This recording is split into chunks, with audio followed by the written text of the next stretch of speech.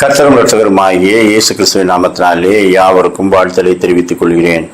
Jamaica என்ற ஒரு தீவிலே ஒரு பிரபல குத்துச்சண்டை வீரர் விளங்கினார்.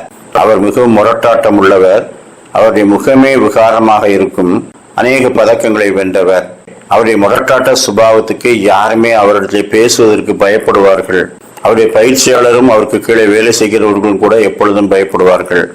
ஆனால் ஒரு குறிப்பிட்ட காலத்திலே அவர் முதுமையடைந்து ஓய்வு பெற்று விட்டார். அவர் தேவாலயத்துக்கு ஒழுங்காக சென்று வரும்போது ஒரு நாள் நல்ல பிரசங்கத்தினாலே தொடப்பட்டவராக தன்னுடைய வாழ்க்கையை திரும்பி பார்த்து தன்னுடைய பாவங்களை தேவகுமாரனிடத்திலே அறிக்கை செய்து விட்டுவிட்டு இரக்கத்தை பெற்றுக்கொண்டார். அதாவது மனம் திரும்பல் என்ற அனுபவத்தை பெற்றுக்கொண்டார். அது முதல் அவருடைய வாழ்க்கையிலே பெரிய மாற்றங்கள் ஏற்பட ஆரம்பித்தது. அவர் சாந்த குணமுள்ளவராக மாறிவிட்டார்.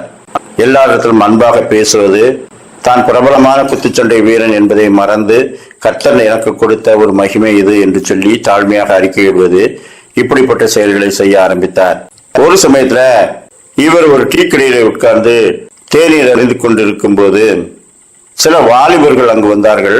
பக்கத்து சேர்ல அவர்கள் உட்கார்ந்து இவரை பார்த்ததும் தங்களுக்குள்ளே எப்படிப்பட்ட கொடூரனாக குண்டராக இருக்கிறான் என்று தங்களுக்குள்ளே கிண்டல் அடித்துக் கொண்டார்கள்.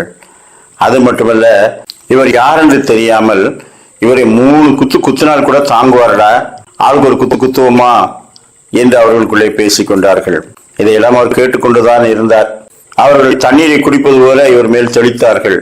வேறு பக்கம் பார்த்து கொண்டு ஏ தடியா, ஏ குரங்கே என்றெல்லாம் சத்தம் போட்டு காட்டினார்கள். ஆனாலும் இவர் கர்த்தர் நமக்கு தந்த சாந்தமுள்ள ஆவியோடு நாம் இருக்க வேண்டும் என்று அமைதியாக இருந்தார். அப்பொழுது அந்த டீ கடையிலே பணியாற்றும் ஒரு பணியாளர் வந்து இவரை பார்த்த உடனே, ஐயா, நீங்கள் அந்த பிரபல குத்துச்சண்டை வீரர் அல்லவா, அமைதியாக இருக்கிறீர்களே, என்ன வேண்டும் என்று இவரை அன்போடு உபசரித்தார். அந்த வாலிபர்கள் இவரை குறித்து சகஜமாக பேசி தண்ணீர் தெளித்துக் கொண்டிருந்தார்கள்.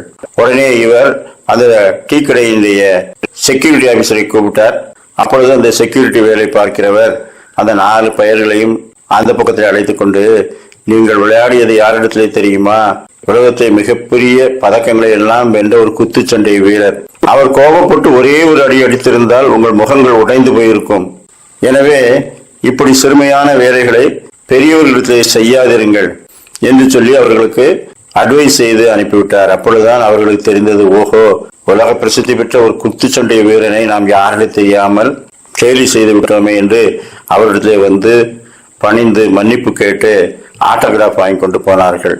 அப்பொழுது அங்கு உள்ளவர்கள் எல்லாம் திரண்டு அவரோடு சகஜமாய் பேசிக் கொண்டிருந்து, எப்பேற்பட்ட ஒரு வீரர், அவரை கண்டாலே பயப்படுவார்கள், அவர் நம்மிடத்தில் எளிமையாக பேசுகிறாரே, உண்மையிலேயே கர்த்தர் ஒரு மனுஷனுடைய வாழ்க்கையிலே பெரிய மாற்றங்களை செய்கிறார் என்று சாட்சியை உணர்ந்து கொண்டார்கள்.